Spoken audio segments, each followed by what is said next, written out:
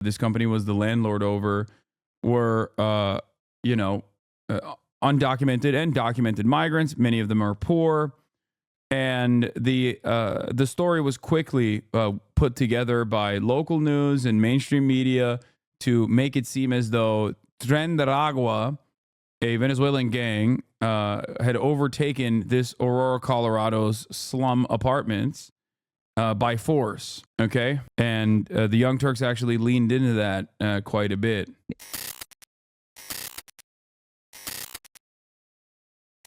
Let's do the Jose video that I was watching before. Why the Young Turks push the right-wing propaganda story?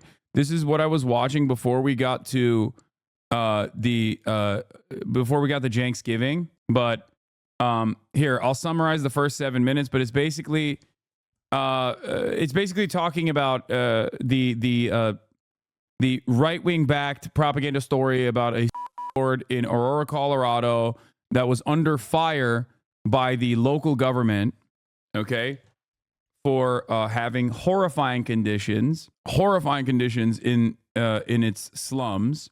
Many of the people that are living in these slums that this company was the landlord over were, undocumented and documented migrants. Many of them are poor. And the story was quickly put together by local news and mainstream media to make it seem as though Tren de Aragua, a Venezuelan gang, had overtaken this Aurora, Colorado's slum apartments by force. Okay, and the Young Turks actually leaned into that quite a bit. 81 charges and was scheduled to appear for a trial on August 27th. I gotta pee. And then again on September 5th for another 24 charges related to vehicles. All of these were for just one of the buildings, Fitzsimmons Place. With the building set to be closed by the city in 2 weeks, Baumgarten began to fight back by claiming in the media that the Venezuelan gang Tren de Aragua had taken over his properties and were preventing his team from performing regular maintenance at the building. This is where the gang narrative takeover first entered the media cycle. And to highlight just how that entered the media cycle, we can look at an article from the outlet Westward, which referenced an August 5th statement regarding the gang takeover from CBZ management that came through a Florida-based PR firm, Red Banyan. A quick look at the PR company shows us that they specialize in helping repair the reputation of people and businesses damaged by scandals, and they hype up their ability to place stories within the media. It does seem a bit strange that the property owner was complaining about not being able to afford to make repairs, but he somehow had all this money to hire a PR firm. As I pointed out earlier, these apartments were a complete mess before the arrival of any of these migrants, and the timing of these claims really gives the game away. If a Venezuelan gang was somehow preventing these apartments from receiving regular maintenance, it's a wonder that they were able to do this for years before any Venezuelan migration wave came in at all. As an interesting point of comparison, Baumgarten owns several other buildings in Denver, buildings, you won't be shocked to learn, that also have numerous health and safety violations. One of the residents of one of the Denver properties discussed the poor living conditions, saying, "What's going on in Aurora, that's essentially what's happening to their properties in Denver. It just hasn't gotten the same attention." By the way, this comment does come from a mid-September article, so I won't blame TYT for not being aware of something that hadn't been published yet. Though all the other details I've shared so far were readily available throughout articles published in August. One of the major differences between the 3 buildings in Aurora and the other buildings in Denver, all in similar states of disrepair, was that in Denver, the city had not stepped in to shut these buildings down. And that might be a reason why there are no news stories about a Venezuelan gang seizing control of them. Baumgarten told this gang takeover story to his lenders, which is how they decided to create a report. Let's go back to the TYT video for that. Now, the video that we showed you earlier was taken later in August. So even before that incident occurred, there were already concerns about gang violence. There was already a law firm investigating it on behalf of the lender. The first major issue with this report is that it's specifically about Whispering Pines, not the Edge at Lowry, which is where the viral video comes from.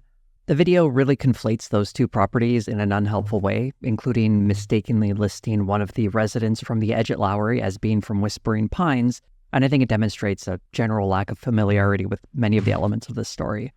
But to look at the details of the report itself, it was put together. Yeah, Not only that it was put together by the law firm, which obviously stands to gain from, lying in this situation. They're trying to build a fucking case, if not a legal case, but at least like a case in the court of public opinion, and massage the narrative that suits the obvious landlords that have hired them. But also, I read Anna's Substack on this. Now, I'm not, I didn't even know that Anna had a Substack. But the reason why I read Anna's Substack on this particular matter is because my mom printed it out because she was confused and knew what my take was on this. And she printed it out. So I'm actually very familiar with Anna's commentary on this subject. And I know for a fact that it was actually filled with falsehoods. Anna Kasparian did something on her Substack when she was doing coverage over this that I've seen conservatives do time and time again. Take a bunch of real criminal cases and compile it together and make it seem as though this was all happening with the Trendaragua gang that was all working to overtake this apartment complex. There was, I believe, like 35 different arrests, up to 35. I can't remember the exact number, but there was like 20 to 30 different arrests that had happened periodically over the course of like multiple years. Okay. That had happened in Aurora, Colorado. And Anna had basically compiled all of those arrests from local news to present a narrative that it was actually Trendaragua that was, dominating this specific apartment complex to suit the original argument that she had presented, that Trendaragua was like dominating this area. I looked into the actual individual arrests and found every single one. I found out that many of the arrests were for, domestic violence or, assault, battery, things of that nature. Now, these are still completely heinous crimes. Many of the people that she presents actually are not a part of the Trendaragua gang either. They're just like other immigrants. Some of them aren't even immigrants. And none of it actually showed that this one specific gang had actually taken over the apartment complex. None of the crimes that they were arrested for had anything to do with the Aurora, Colorado apartment complex being overtaken at all. And but if you don't dive in to the actual details and investigate it further, you're not going to be able to come to that conclusion. Fox News does this quite frequently. It's shocking when I see it from someone like Anna Kasparian. Perkins Coy, probably said that wrong. Considering the dates used, we can infer that the report was put together no earlier than the first week of July. It's very clear that crimes have taken place, but it's difficult to parse from this report alone which ones were dealt with by police and which weren't, and which ones can be substantiated at all. Looking at the more obvious crimes, there was a case of assault in November 2023, but is followed by this interesting line. We have no information on what investigative steps were launched or arrests were made in connection with this violent and unprovoked attack. It seems like something they might have wanted to reach out to the police about, but for some reason they didn't. There are much wilder claims as well, such as, but there's no direct evidence of that. The property manager from Whispering Pines says they were told that by a gang member, but that's not really the same as interviewing the gang member. And it's also weird that a gang member would openly discuss their plans with the property manager. But that's kind of the whole point of this report. It's not meant to be a listing of definite crimes that have happened that the police have ignored. Rather, it's something presented by a law firm asking the police to look into this without actually figuring out if the police have started looking into this or not. But the TYT video makes a much bolder claim about the validity of this report. And the report was further confirmed by the Aurora Police Department, which is now denying that there's a problem of Venezuelan gang violence at this apartment complex. The cops did not confirm the details of this report. The confirmation that's described in this video was actually done by local news, who had requested police reports from around the same time, specifically the report of a housekeeper being threatened. The most contentious claim from this report is about rent collection or extortion, and that's mentioned in the video like this. The property has recorded footage of gang members knocking on doors without authorization or without any justification, attempting to collect rent from the tenants of Whispering Pines. Even several weeks after this video has first went up, there is still no firm evidence that to any sort of large scale that this is happening. In this video, the only evidence that's really cited comes from the report. When looking at the report, the only real evidence provided is a story from the property manager and a single image of rent supposedly being collected. The law firm, I guess, might have seen more evidence than that, but none of it made it into the report. One thing that is worth noting, though, is that the man who the property manager consistently identifies as Larry is almost certainly a man named Larry who was arrested by Aurora police back in July. He has so far only been charged with menacing for threatening to kill someone with a gun. This news did come out a few days after the first TYT video, so it's understandable why they didn't know this at the time. But considering this report doesn't actually concern specific police actions that were or were not taken, I'm not sure why they were just so willing to go along with the narrative that this gang is currently controlling the apartment complex and extorting rent from people. The whole rent collection narrative never rang true to me because multiple tenants interviewed in these complexes repeatedly said that they were not paying rent to gang members. The allegations made in the report were a bit of an outlier, and I couldn't quite make sense of it other than my assumption that the report just was not providing full enough information. I believe this hypothesis was confirmed in a November article on the Denver Post. I'll read you an excerpt. "Rent was not collected by gangs," said Chamberlain, the current police chief, last week. "Tenants told police that some people would bang on their doors and wouldn't leave until the occupant gave them $20, he said. Well, I guess it's possible these people are lying. I think it's more than likely that small sums of money were shaken down by these people by criminals, and that was construed to be some kind of rent collection operation. And I don't want to downplay that someone stealing $20 from you when you're low income can be a real blow, but it does not confirm the whole gang takeover rent collection operation that was being furthered by a property owner who needed some kind of diversion to hide the fact that he had let his property fall into complete crap. Also, one last note about that report. The law firm claims it was conducting it on behest of the bank that had lent the money to the property owners. Well, that same bank would then turn around and sue the property owners, so perhaps they were not entirely convinced of the gang takeover either.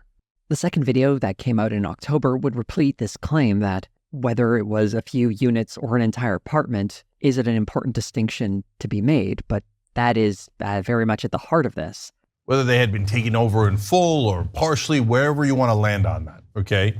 Whatever makes you feel better. I'm not even convinced that a few units were taken over, but the whole point of this narrative is that the owner of this property is trying to claim that the entire building has been taken over and he's not able to collect rent from anybody.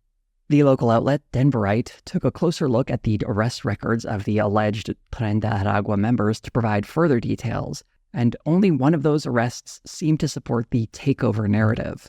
A man was arrested for entering the apartment of two other residents at the Edge at Lowry and threatened them with a gun. He apparently told the couple to get out and then let 5 men in.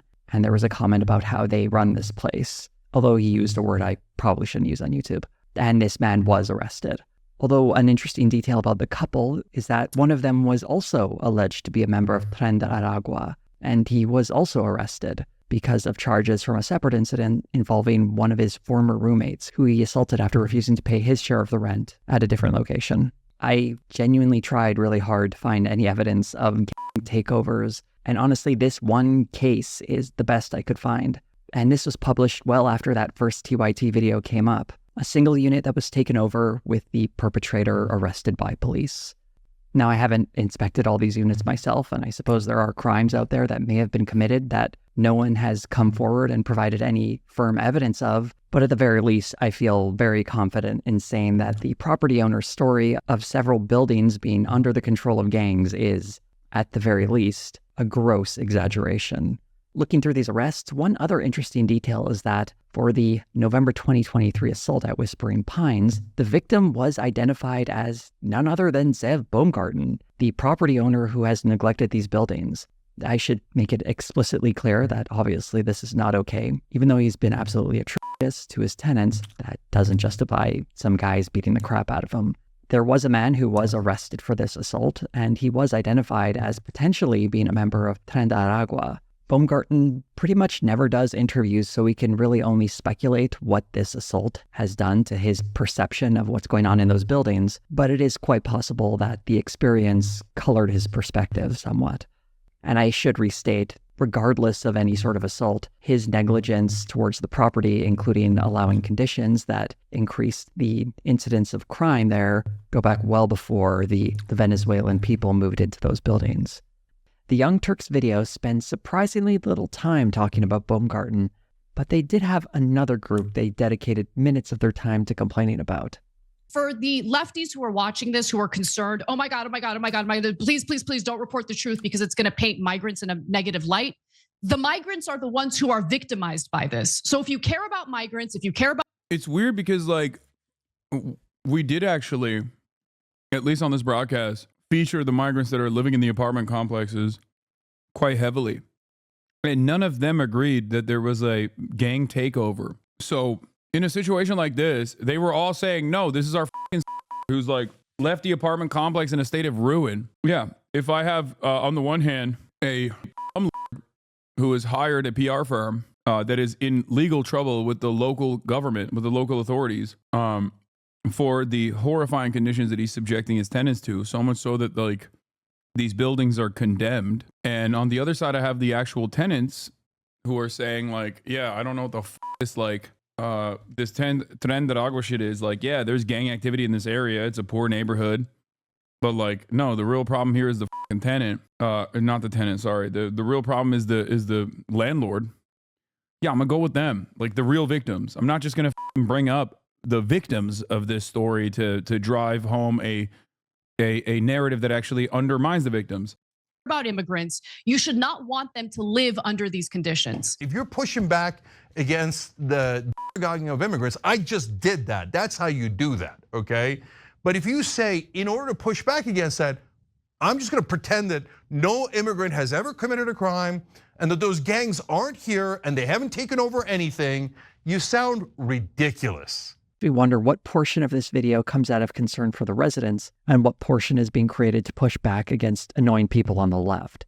I'm not saying it has to be one or the other, but it seems like a bit of both are clearly at play here. As someone who is annoyed by people on the left, I understand that impulse. And hey, sometimes it's important to push back against annoying figures who are making it tougher to operate in that space. But when it comes to genuine concern over these residents and how they're being victimized, I've already described a lot of context that was left out of that story. And more importantly, there was no mention whatsoever of what was going on in Fitzsimmons Place, the third property supposedly taken over by a violent Venezuelan gang. If you truly care about the residents in these complexes, I don't know how the story of Fitzsimmons Place can be ignored. So let's go into some detail about that. Fitzsimmons Place was declared a nuisance attracting criminal activity by the city in September of 2023. The city described how crime at the property had gone up 30% since 2019 when it was purchased by Baumgarten. One interesting fact about the nuisance notice is that it has a list of the many crimes that took place at this property in the preceding 12 months, including several before the arrival of any Venezuelan migrants to Aurora. And all of these crimes were before the supposed gang takeover began. The city would insist that crime is not the reason this building would eventually be shut down, but this notice does serve as firm documentation that this has been a long-standing problem at the property and isn't the product of recent immigration. And I really shouldn't have to say this, but if you're claiming that your story is about the crime affecting these people and the only criminals you seem to be talking about are the Venezuelan immigrants, you have more in common with the right-wing media when covering this story than you realize. By mid-August, before the viral video went live, Fitzsimmons Place would be shut down, leaving nearly 200 people without a home. She says for the past 3 months, she's always paid her rent on time, but has had continuing issues with lighting in the kitchen and issues with the front door. and pest control problems. Also, half the month of August nearly gone. Doesn't give her family much time to find permanent housing moving forward. Listening to the stories of these residents, it's really heartbreaking. They were paying $1,600 a month to live in apartments that had serious problems. Speaking to CBS News, one former resident said, "Our hot water is turned off every week. We have to boil water to take a warm shower, and there's a lot of rats." Although many of the residents described, Yeah, the crime is out of control, by the way, in this situation. Yeah, it's crime on top of crime. It's crime compounding on crime. The fact that they, like, not only are these conditions horrifying, but they were paying $1,600, sometimes upwards of $2,000 a month. Yeah. the Is this in Los Angeles? No, Aurora, Colorado, my friend. lack of safety in the community, it's very tough to find anyone supporting the gang narrative presented by the property manager. In fact, following the evictions, the former residents of Fitzsimmons Place filed a class action lawsuit against Zev Baumgarten and his business partner. Notably, it's not the city they were going after or the police department. They blame the property owner for the problems in their building. A civil rights attorney spoke to local news about the issue. They didn't have any excuse until it was leaked that Aurora was going to be condemning this building. Only just about 2 weeks ago did the Baumgartens and Yeah. We also obviously on this broadcast interviewed a HasanAbi head who was a former local council member in Aurora, Colorado, who had actually visited these slums before. So, you know, when you actually look at the real victims in this story and also the real local administrators in this story, you get a very different picture than the story presented by the fucking landlord. Like, I don't understand. Like, I'm not saying don't feature the landlord's perspective in this at all. Yeah, it's still newsworthy to you know, say this is how he is defending himself. And it's also worthy of investigation. But if you hyper focus on what the fucking landlord is saying when their building is being condemned, if you hyper focus on what the fucking landlord is saying as he's in the process of having his goddamn building being condemned, yeah, and not necessarily like feature the actual residents, then you might as well just be doing pro-landlord propaganda at that point.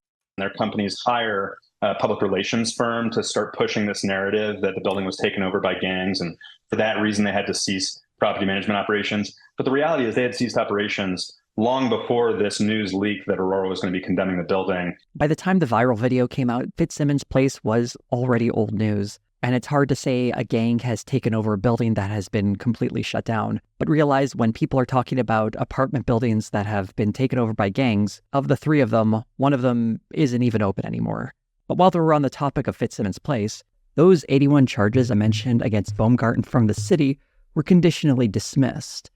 Baumgarten waived the right to a speedy trial and must now reimburse the city up to $60,000 to secure the property. He then either has to sell or lease the property to a new owner, or bring the building back up to code to resolve the many issues it's facing. This needs to be completed in the next 6 months. Although the delay in the trial must be some kind of relief to Baumgarten, it seems strange to me to take that agreement because it seemed like the perfect time to present all the evidence of a gang having taken over a property because of the city's negligence. But instead, he is spending a significant amount of money to secure the building, possibly even more if he decides to bring it up to code, or he'll have to sell the property. If this deal seems a little too generous for the guy, well, I'll have a little more on that later. There is one section of the video that does come close to understanding what might be happening here. Some of them are saying, no, the gang violence isn't the problem. The real problem is the landlord.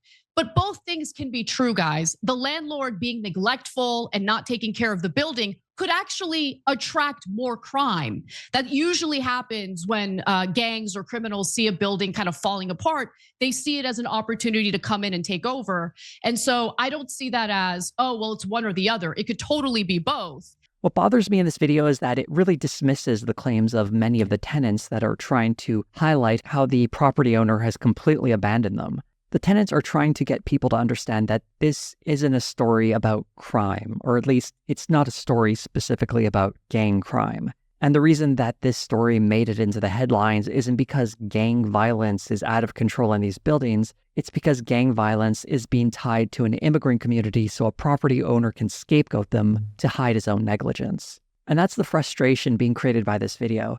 Instead of focusing on the bigger problem making the lives of these tenants miserable, attention is instead being redirected to the more salacious story of a Venezuelan gang. That's probably why the tenants have been vocal after the fact, trying to change that narrative. But instead of highlighting the many stories of the tenants of these buildings, we instead get clips of Cindy Romero in the TYT video. Honestly, I'm not too interested in digging into the details of this lady because she's a private citizen. But what's more important than this specific tenant is the only tenant that has actually gone against the overwhelming majority of the tenants that have said it's not the fucking gang activity at all, it's actually this like shit-ass landlord, was someone who was personally handpicked by a right-wing council member, okay, and was given a new apartment, okay? Just so you understand, this woman is like, do I believe her narrative that she has been somehow victimized by these guys? Absolutely. I do. I 100% do. Do I believe that there are, gangs, including but not limited to Tren de Aragua, documented gangs born out of American citizens and gangs born out of undocumented citizens operating in this area? Of course I do. I do.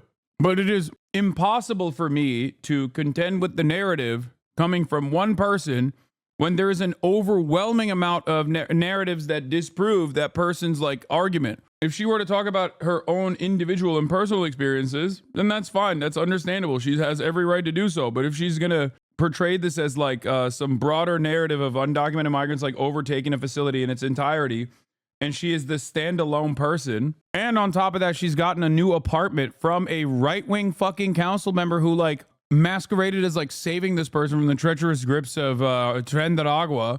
I get why she would have this narrative. What is this? Guess who's a hypocrite and is going on an anti-Semitic steak and kick stream? Ain't no fucking way. First ever steak poker night exclusively on kick streaming? No. Full circle. We literally started our friendship shitting on kick and stake.com and crypto casinos. Look at us now. They'll just clip you and put this on their sub. Please just leave it. I mean, dude, what the fuck? I don't know. I'm sure there's a reason for this. Yeah. I'm glad that Ethan is appearing on non-anti-Semitic platforms like Kick. Holy shit. Context in which she's being presented to us. And to understand why she's being presented to us in a specific context, we have to talk about a certain Aurora City Council member named Danielle Jurinsky. Damn, Jose's done a thorough investigation into this, respect. He's bringing up everything that I fucking also covered. Although she isn't mentioned until late in the TYT video, she does make an uncredited cameo early on. The governor, Jared Polis, claims that the allegations are a figment of your imagination. This is so wrong, I'm tempted to call it a lie. Although it could just be that no one really bothered to look up where this imagination comment comes from. Let's look at the full context of the quote here, though. This actually doesn't come from the governor, by the way. It comes from one of his spokespeople. According to police intelligence, this purported invasion is largely a feature of Danielle Jurinsky's imagination. That kind of changes everything, huh? He's not talking about everyone. He means the aforementioned council member Jurinsky. She is described later in the TYT video like this. Some streamers have decided to smear the city council member who helped this woman, who's low income, move out of her home into a safe talking about me place to live. And they smear the city council member, as racist because she is concerned about this crime that's going on. Okay. Although I can't purport to be an expert on Danielle Jurinsky, I can give you a bit of background on her that will help clarify where she's coming from. On July 28th, I don't know anything about some random fuck-ass Aurora, Colorado council member. I arrived at this conclusion not because of what she did in this process. I arrived at this conclusion by talking to people who were also on that fucking same council. Instead of just reading Fox News articles on this issue, I actually did do some deeper investigations, whether it be featuring the actual tenants and asking them, or seeing the PSL, local organizations on the ground, going to the actual tenants and asking who was responsible for their pain and their struggle, or whether it be interviewing, council members, former council members, about the current state of the Aurora Council. was a massive gathering of about 3,000 to 4,000 people in a shopping center parking lot where these individuals had gathered to hear about the presidential elections in Venezuela, many of them naturally being Venezuelans eager for news about their home country. The gathering alarmed some residents, and rumors began swirling on social media. One of the loudest voices was Aurora City Councilor Danielle Jurinsky. Jurinsky had already been vocal in the past about her displeasure for the influx of new arrivals south of the border. She is very much an anti-immigration city councilor. Her post on Facebook regarding this gathering was far more heated, though. In part, it read, "Thousands of these folks took over and completely shut down a part of our city. The police were totally overrun and were forced to get out of the area for their safety. A police car was shot up. This is the United States of America. This is your city. Please, please spread the word. This November's election may, in fact, be the actual most important of your lives, your children's lives, and your grandchildren's lives." The Venezuelans were not, in fact, taking over the city. And after the results of the Venezuelan election came in, they pretty much went home.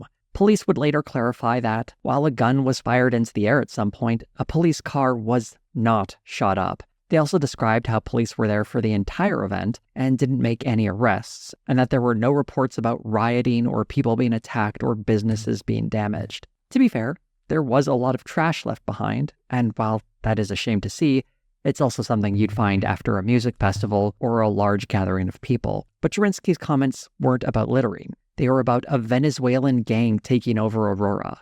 Jurinsky would later claim that this gathering was organized by Tren de Aragua and that it was some kind of test that they were running. This is the imagination at work in this story. It seems as though her attitudes towards immigrants and this apartment complex takeover were a perfect fit. Jurinsky did not enter to this controversy after helping Cindy Romero move, though. In fact, she very clearly went on record about it at least a week prior to that viral video being shot. Around the time of the gang takeover narrative first appearing in local news back in August, Danielle Jurinsky, along with counselors Stephanie Hancock and Steven Sundberg, also started speaking out for the property management company during a public safety committee at this time. They claimed there was a big gang problem in the city, and they didn't believe Fitzsimmons Place was being shut down because of code violations. Here's some footage from that meeting. We believe that our opinions are not up for debate. This is our beliefs. The three of us believe that there is a gang problem, a huge gang problem, that apartment complexes and areas of our city are being taken over. This is what we believe. There was another part of this meeting where Jurinsky mentions the property manager for Fitzsimmons Place was physically attacked at the end of 2023. And then the property manager was beaten so badly he was hospitalized last November, Mayor, and APD is aware of this. It's interesting that Jurinsky mentioned this particular assault because it was detailed in that report I mentioned earlier that was sent to the city on August 9th, that supposed gangs had taken over properties managed by CBZ. This video was uploaded on August 8th, the day before that letter actually arrived to City Hall, so it suggests to some degree that maybe she just has a real investigative approach and found out about it by herself before this report was put together. Or maybe she's directly working in collaboration with the slumlords. I don't know. He has been in communication with either CBZ management or the law firm conducting the investigation. Do you remember that settlement that pushed back Baumgarten's trial? The one over Fitzsimmons Place where he's spending $60,000 and might have to sell the property? An interesting detail there is that if you look up the actual agreement, you can see that it was negotiated with a city council member, Danielle Jurinsky. So apparently in some capacity, Jurinsky was involved in hashing out this deal that created the possibility for Baumgarten to hold on to his property. Wait. Just another interesting connection between the two. I suppose she could have been representing the city, although I suspect the city manager was doing that, and considering a few days before this agreement was reached, she didn't believe that code violations were the reasons this building was shut down. So I suspect she wasn't exactly holding Baumgarten's feet to the fire on this one. And of course, all of this was happening before that viral video went live, and Jurinsky presented herself as some kind of savior stepping in to rescue a tenant. Jurinsky has affixed herself to Romero and is frequently sharing the tenant's story. In one more recent case, she was literally coaching her on stage while she was speaking at a Trump rally. The loud music, the destruction, the gunshots. The PR company Red Banyan also has a history of using politicians for its messaging, specifically when it comes to this gang takeover story. Going back to when it first broke in early August, Republican congressional candidate John Fabricatori was identified by that PR firm working for the property owner as someone who was a representative. Oh, you're my favorite guy, the fucking ICE agent. Is slumlord synonymous with landlord? Yes. But slumlord specifically operates slums, so like low-income housing, oftentimes Section 8 housing, that is left in dire circumstances because the people that your tenants do not have enough financial freedom to get some sort of legal restitution from you. Fabricatory! Representative for CBZ Property Management. A quote from a 9 News article reads, Fabricatory said the city didn't want to arrest illegal aliens because of bad optics. And he said, they always say this. They always say like, oh man, here it is again.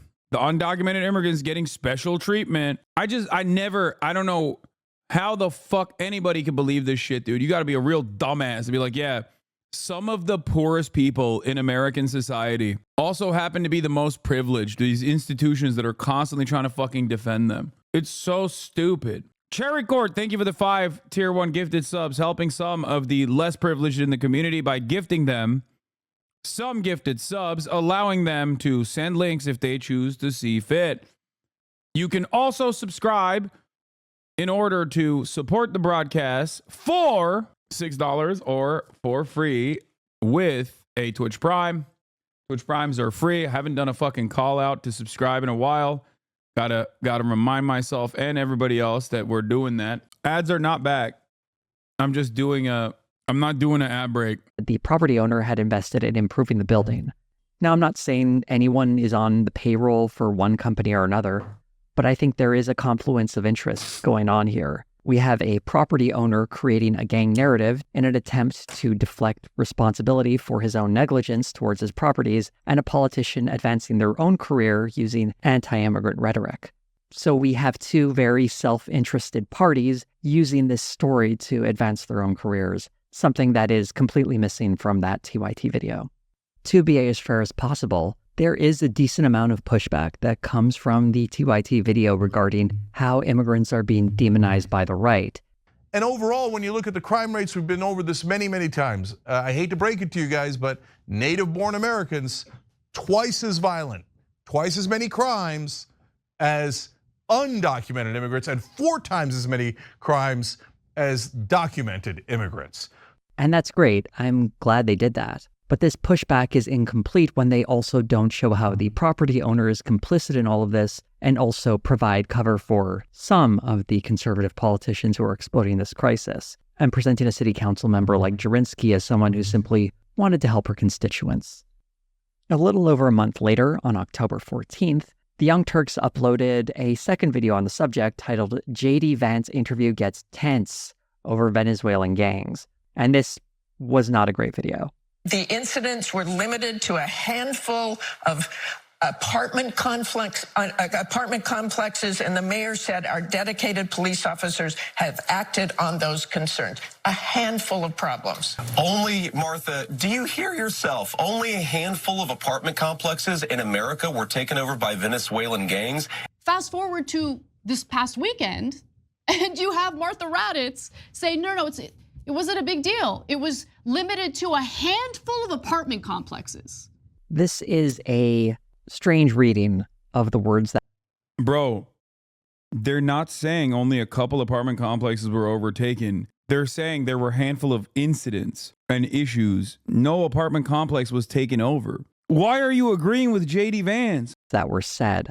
Martha Raddatz is not explicitly confirming gang takeovers of apartment buildings. She tried to clarify that there have been gang-related problems, but then she is misconstrued by J.D. Vance, someone who has, by the way, gone on record as having manufactured stories to spread anti-immigrant rhetoric. I say that we're creating a story, meaning we're creating the American media focusing on it. This is one of these moments that just seems like a breakdown in understanding what words mean. Saying something is a problem doesn't mean confirming how that problem is construed by the other party. Even if Martha Raddatz completely agreed with J.D. Vance here, Is that really the extent to which a story can be confirmed now? A comment from a moderator? I'm not even really sure what to push back against here because there's no real substance, yet it's being treated by this video as some kind of grand vindication. I know this is a common talking point that's been circulated in right-wing media, but it's obviously been exaggerated. The Aurora Police Department put out a press release about the Venezuelan gang members that they had identified and arrested. When you look at the details of these 10 men who have been arrested, they don't really speak to any sort of extortion scheme. Yeah, this is what I was talking about. She wrote this in her Substack. This is the part of the article that I actually had to investigate further. I never covered it on the stream, but I had to like literally do a live debunking to my mom who had printed out the Substack. Apartment takeover narrative. Many of the charges involve things like domestic violence, and several men were arrested over one specific shooting. There was a fight that broke out at a party, and there was an instance of one gang member breaking into the apartment that was occupied by a different gang member. While it's certainly conceivable that some residents at these apartments have been shaken down for money or robbed at some point, a robber might have even said they were calling it rent for living there.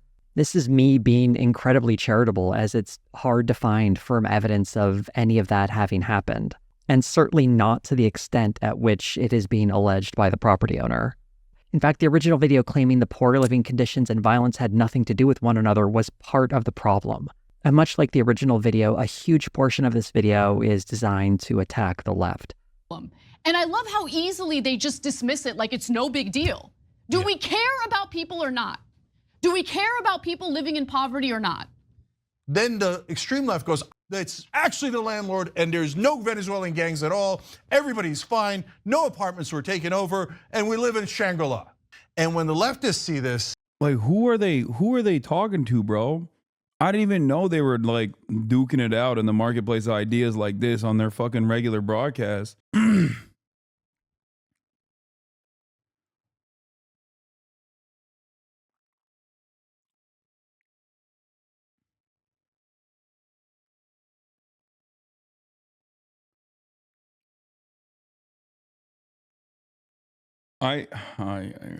picture, they think they don't exist.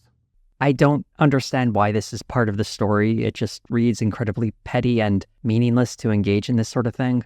But as someone who considers himself to be on the left, I do feel like I need to respond to this. I'd point out that there are a lot of great leftists doing important work, specifically when it comes to this story. There was one underreported one I really wanted to share, and to be honest, it's a huge part of why I wanted to make this video, because this is something that was not widely reported even in local media.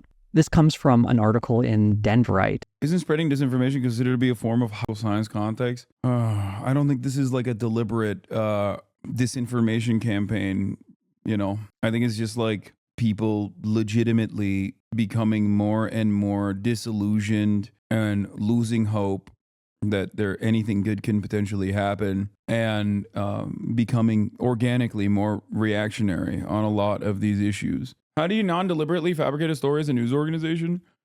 How do you non-deliberately fabricate it? You just fucking copy the notes of Fox News because you agree with them. That's how you do it.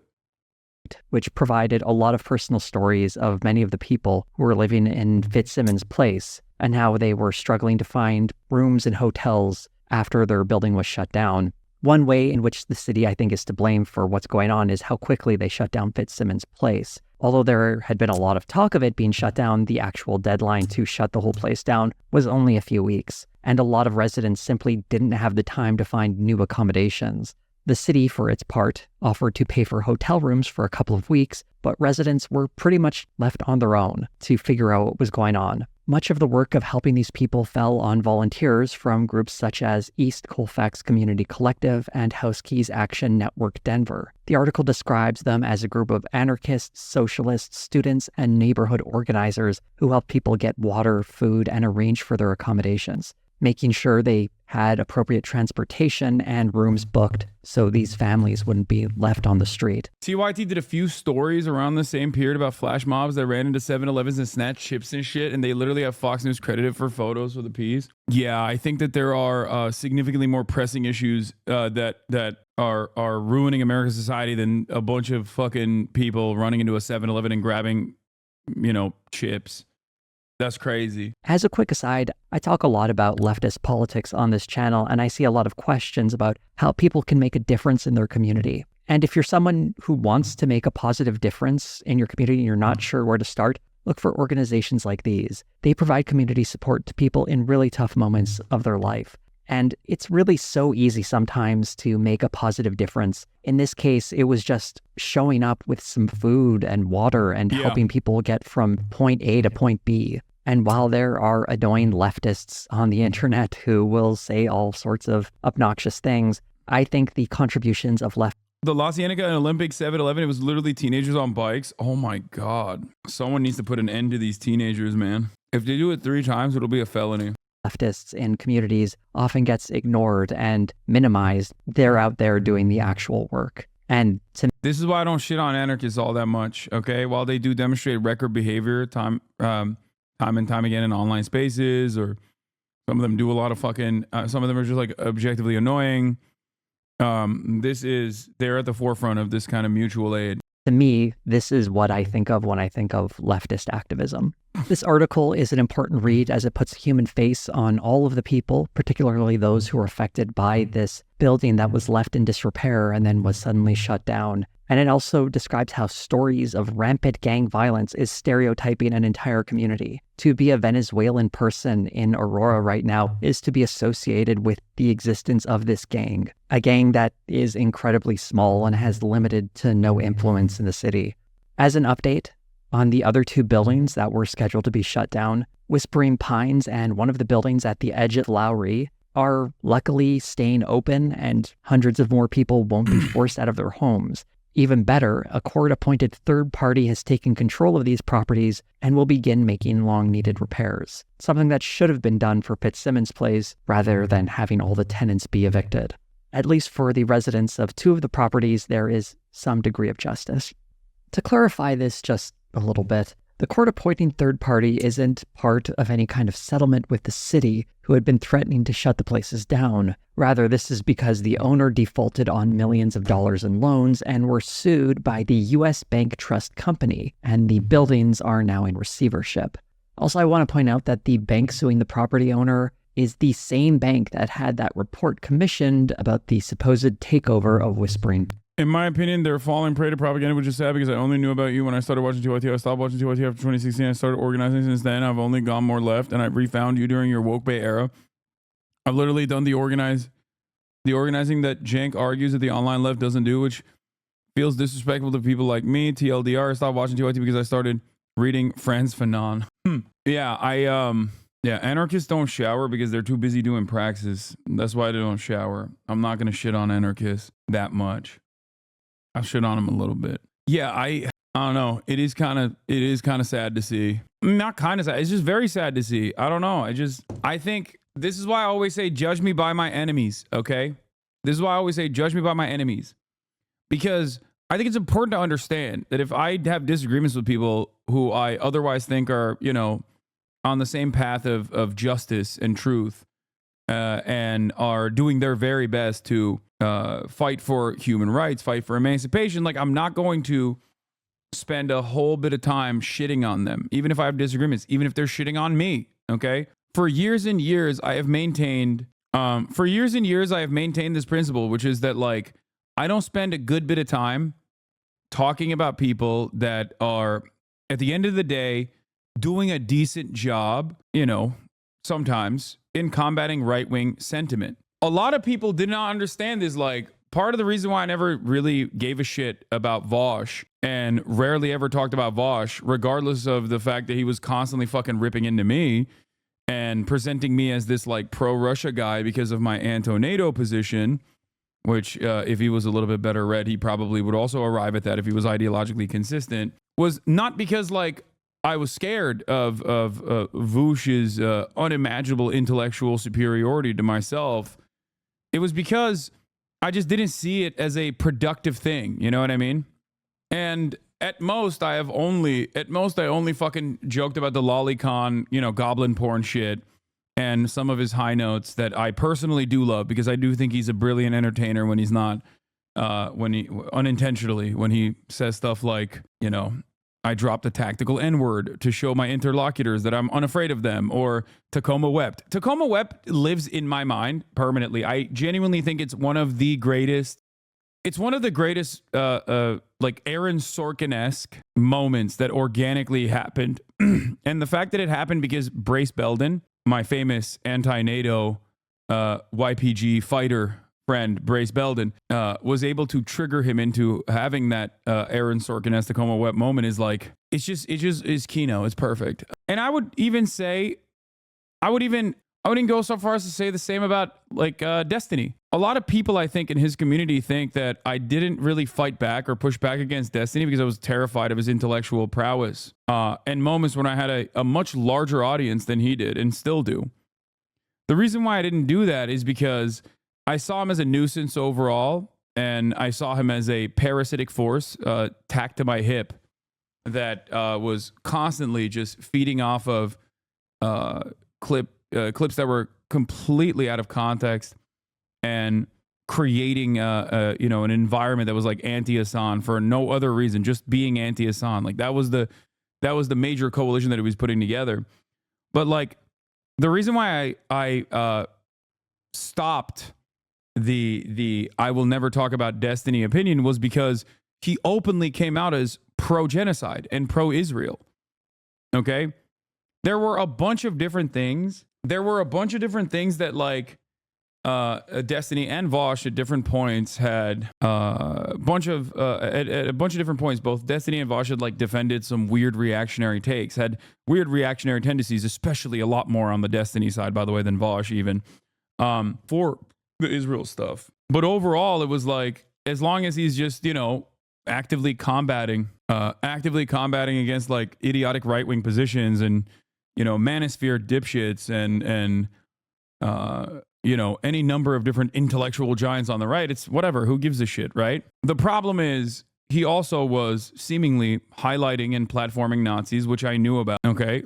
Fucking white nationalists and beefing up their personal clout on the side, trying to rebrand them, advocating that these neo-Nazis were not actually Nazis to his own community in the process, giving their phone numbers to other prominent podcasters in an effort to reignite their career, and taking credit for revitalizing the career of Nazis like Nicolas Fuentes, and also simultaneously defending Israel and being pro-genocide. That was what flipped it for me, where I was like, all right, enough of this like silence. I will go after him. Now his fan base might say, oh dude, it's because he grew in prominence or some shit. He didn't. Okay. He hasn't stopped coming after me. The only thing that changed on my end was when he became a massive propagandist while still claiming that he was on the left. He became a massive propagandist for something that I consider to be unconscionable. A good part of his content is anti-Hasan shit. I know. So for me, that's, that's where I draw the line for sure.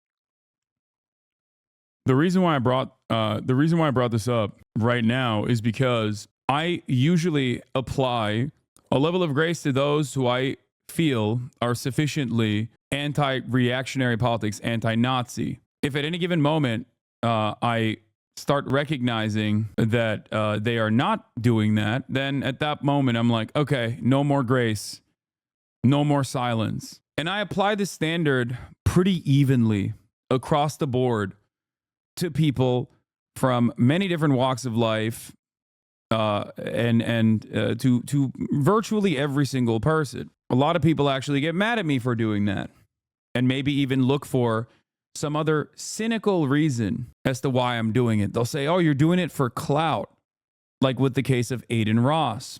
You're doing it for clout with the case of Asmongold. No, it's because I want to. I always will hope that people have the capacity to change, and they will come to that. They will come to these conclusions on their own. There's a certain respectability that you navigate with that is very liberal and self-serving. It doesn't move the needle on an issue, but you get a release from the exchange. So it's until you deem them bad actors no matter the evidence. What? Past a certain point, you will never understand how it feels to hear an immigrant comment on reparations as if my people didn't march for his right to come here. It's deeply disappointing all around. There's a certain respectability that you navigate that is very liberal and self-serving. No, I understand the human condition, I think, better than you do. I'm not as sheltered as you are, I think. If you genuinely think that people do not have the capacity to change and become better versions of themselves, myself included, and many people in this community have gone through that process as well. I don't know what to tell you. Now, it's a foolhardy endeavor, and past a certain point, I do actually drop it. You say Asman will change any day now, Lamau, but like, you know, I think you guys failed to comprehend that, like, I'm talking about being charitable to people who make a fucking living shitting on me, Asmongold included. I'm saying you get a release from changing people and everyone else isn't wired that way. No, I don't get a fucking personal. Oh my God. It's like saying no act is truly altruistic because you're deriving satisfaction from helping others. Like, yeah, okay, no shit, dude. Yes, you got me. Okay, yes, I do get some semblance of satisfaction from being able to convince people that they're wrong. Yeah, you're right. You arrived at a fucking brilliant conclusion. Does that change the dynamic at all? I understand the importance of solidarity. I recognize that, at least given the current material conditions and the culture that comes out of it, that America is inherently hostile to any sort of anti-capitalist sentiment. So yes, I will try to change people's perspectives and maintain charitability to the best of my ability, understanding that we do live in a white supremacist, homophobic, bigoted, anti-black, anti-trans, misogynistic, patriarchal society, and therefore a lot of people are going to never really examine the positions that they arrive at due to social conditioning. That's it. I get where people are coming from. I myself have had right-wing opinions in the past on certain issues. Here's me talking about trans issues. I saw this older TikTok that I reposted recently. Call me Nancy Reagan. Not this. That just popped up on my For You page, but here, I'll show you this. This is a great example of exactly what I'm talking about and why I'm always changes in my own personal politics, where in some ways I've become, I guess, more radicalized throughout the year. But in many ways, like, way more tolerant. Like, I talk about transphobia a lot, right? I'm a cishet white guy. I had transphobic opinions 10 years ago. Many of my trans viewers even had transphobic opinions 10 years ago. Internalized transphobia is a huge part of this. Why? Because gender is like a very rigid thing that we associate with ourselves. Even though it's socially learned, even though it's an expression, we reinforce that through every facet of society. You can't play with Barbies, you gotta play with G.I. Joes for a boy, right? You gotta wear blue. Even though if you look at FDR, when he was a baby, he just looks like a little girl. Like he's got dress on, his hair is long. Those concepts have changed throughout time, but they become infinitely more rigid in contemporary society, and it's very personal to a lot of people, like what their gender is. So when they see someone break that false notion that gender is actually biological and is very rigid and it is very important to me, what the fuck, it breaks their brain. So that's the reason why, and trans activists say this all the time, the overwhelming majority of Americans and the way that they receive trans people or the way that they think about trans people is just, they don't really think about trans people at all. They just have apathy. You can go in either direction after that. You meet a trans person, they're chill, you start learning and developing empathy for them, or you become this insanely transphobic person like Matt Walsh. And luckily, most Americans are not like Matt Walsh. Right. But why did I describe all of this? It's because I personally went through that journey of like understanding and developing empathy for trans people and became an advocate for trans rights. And I think that everyone is capable of becoming more open-minded and reforming and learning new things, and had changes in my own personal politics, where in some ways I've become, I guess, more radical. There you go. Chad is basically yelling at you for having a higher threshold. While I can find it frustrating, it doesn't mean that you're wrong. I didn't say it's bad. I said how it's not how most people are socially acclimated. People think you are wrong, but you just process things differently. Yeah, well, here I am making an argument as to why I have this position. That's what I mean. Okay? Online leftists abandon material analysis when they see a stinky gamer influencer that gets on their nerves. Then they use the student politics like an Old Testament weapon. It's a means of fake praxis. No, but I also understand where the frustrations come from. Also, you called me a liberal. That's why I was frustrated with you. Okay. But I get why people are frustrated. Why the fuck would you not be frustrated when you see your favorite content creator, who is supposed to be the arbiter of all things woke, all of a sudden offering grace to a content creator who you know is like dehumanizing you actively? Okay, I get it. I know where people are coming from. Just don't call it a fucking liberal tendency, because it's not. You ever just have the stream on but not listen? I think many people in this chat do that. Until their entire content becomes fuck Hasan, you don't respond, and I think that's a good thing. Many examples, it derails your thing. You value every single person that disagrees with the take of yours. Yeah. I will say, however, that, you know, this is why we go back to judge me by my enemies, right? If you spend a good bit of time attacking the left over and over again, and the reason why we started this conversation is because we're talking about TYT. If you are constantly trying to farm an audience to show how reasonable you are, by singling out like radical components on the left, on the extreme left, that you are actually directly at odds with, that you are diametrically opposed to show everyone else how good you are, and how moderate you are, how reasonable you are, then yeah, at a certain point you pass the threshold of no return, where you're no longer a leftist at all. You're no longer progressive at all, in my opinion. You know?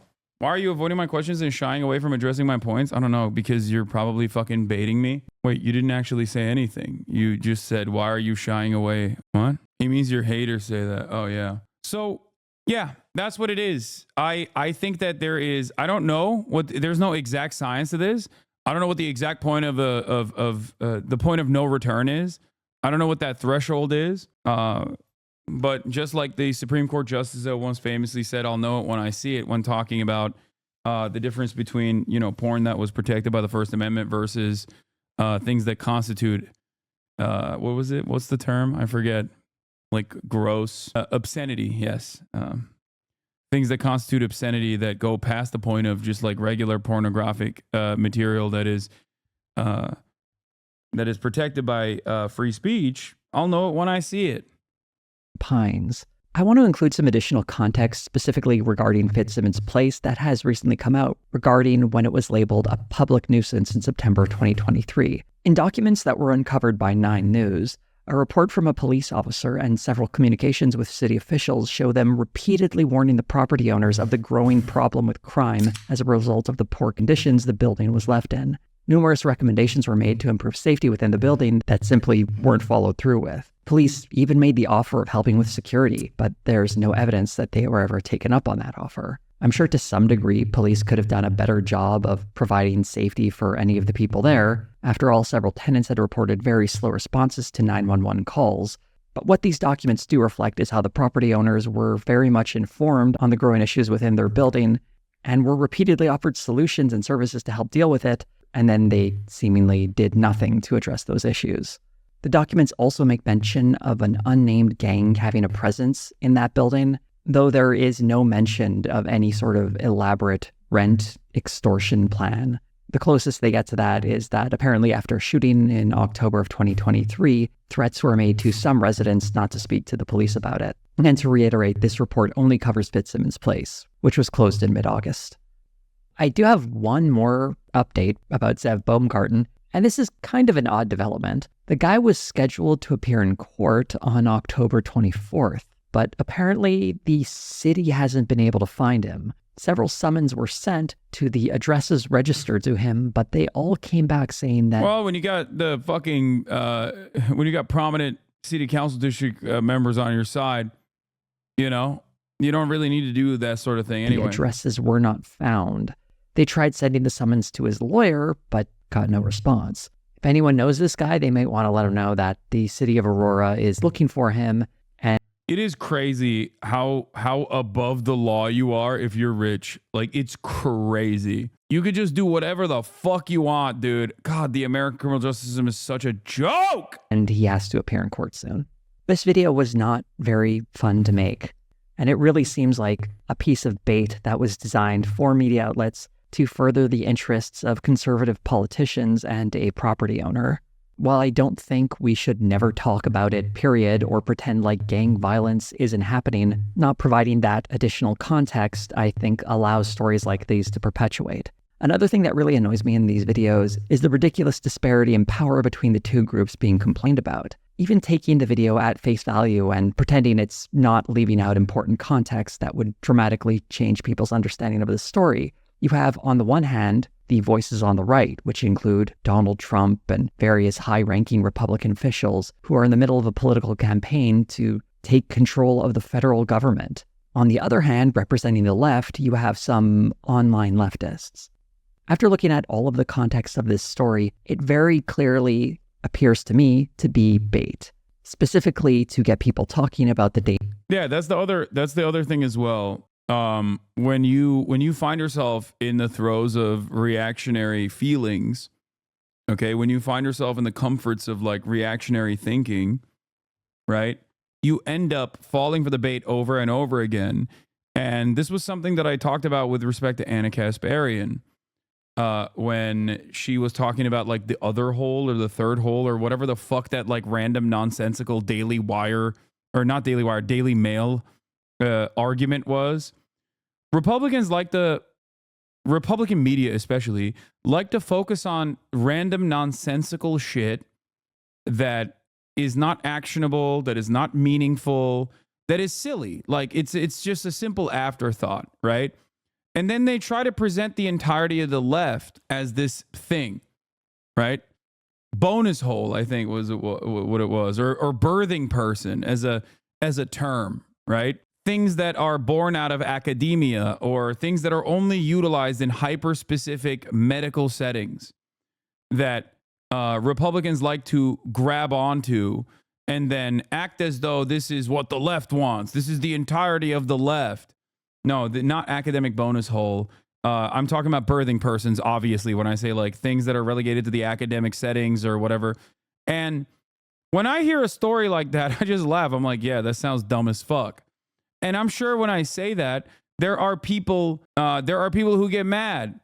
You know, there are people who get mad at me and they're like, oh, that's a little transphobic. Like trans men can give birth too. And I know that they can, you know, in very, very specific circumstances where they can't take HRT any longer. You know what I mean? It's like one out of hundreds of thousands, not millions of trans people have ever actually, you know, done this.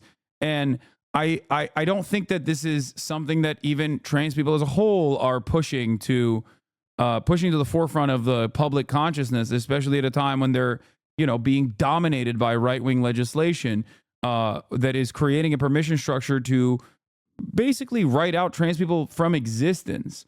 And I find it ridiculous to hyper-focus on this, even if it is to disparage it, right? Even if it is something that is truly objectionable behavior, let's say, right?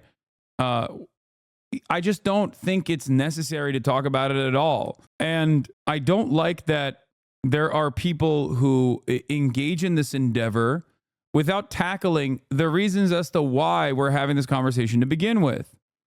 Okay? As far as this conversation, a great example of this is like trans people in sports. The only reason why we have this conversation is not because of the ethics of it all or honesty or fairness in sports or any of those reasons. The real reason why we're having this conversation is because it is a way to create a permission structure to write out trans people. And it starts with that, but the overarching goals are always to stop trans people from existing, okay? No more HRT, and not like the kind that we all like, not the kind that cis people use, like, balding pills like the ones that I use, which is still HRT, or TRT like Joe Rogan or RFK Jr. uses. Not that kind. We like that kind. We like that kind of, expressions of gender. We like those initiatives, okay?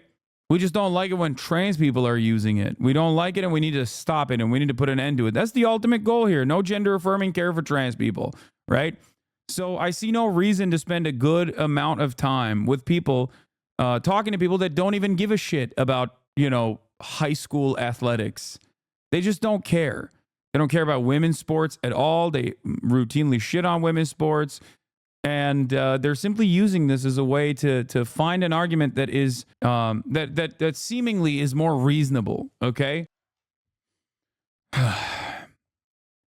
Then there's the people who maybe in a good faith try to tackle the problem and offer reasonable critiques to the problem itself and say, hey, you know what? Like trans people are not exactly dominating in the field of sports. And I myself have engaged in this conversation every now and then with respect to like examples of very prominent, very famous athletes that have used hormone therapy and have become legends in their own right, overcoming great adversity, such as Lionel Messi, for example. And the reason why we don't make a big deal about that is because Lionel Messi is a cis man. And at the end of the day, though, most of these people that fucking come at it, most of these people that like talk about this problem or claim that there's a massive problem to begin with, are doing it because they've been duped by others who are transphobic, and this creates a fantastic permission structure to shit on trans people. That's it. Danger of immigrants. That's not to say that crime hasn't happened in this location. There are countless areas in the United States where crime happens, including apartment buildings, and some of those crimes involve gangs. I understand, but it's complex as someone that doesn't watch you that often to actually know what your stance is on transgender women and women's sports from an outside perspective, since you don't answer it clearly. No, I have. I have answered it time and time again. I don't give a shit. I don't care. I don't care at all. And I don't have any issue with trans women participating in athletic competition all the way up to fucking professional sports with cis women. As long as there is like a level of regulation where someone isn't just like saying I'm a trans woman now without actually undergoing any sort of HRT whatsoever to simply go and compete against cis women, I have no issue with it. And for the record, that example that I just said, that counter narrative, even that in and of itself is not a real one. It's so not a real one that the only time when people fucking actually come out with this is actually Republican charlatans themselves that are like, we couldn't find a single fucking person that actually wanted to portray themselves as a woman to specifically dominate, female sports. So we became that example. Right wingers do this all the fucking time. They do it all the time. It's so weird. Yeah. Here's the greatest example of this. The Daily Wire show, Lady Ballers, wasn't supposed to be a work of fiction. It originally was supposed to be a documentary tracking the process of a cisgender man that lied and cynically tried to become try to claim that they were female now so that they could fucking participate in female athletics.